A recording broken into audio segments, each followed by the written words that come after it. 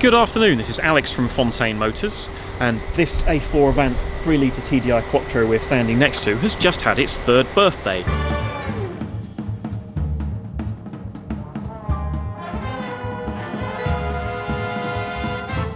Its third birthday is a great opportunity to remind you of the importance of changing your brake fluid. The Volkswagen Audi Group recommend that on a brand new car, its first brake fluid service is done when it is 3 years old. Even if you don't do very many miles in your car, it's still important to do because brake fluid, with age, can actually absorb water from the atmosphere. When there's water in your brake fluid, it's no longer as efficient as it is when it's new, and it can also overheat, giving you very, very poor brake pedal feel. As I say, its first brake service is due every 3 years, and then every subsequent 2 years after that.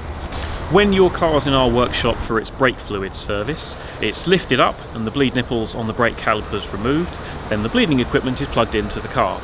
The pressure-fed system removes the old dirty brake fluid from your car's braking system before we fill it with new, fresh brake fluid. The system also ensures that there is no air in it for maximum braking performance. The whole process takes about an hour, and we can very, very easily do it at the same time as your routine service.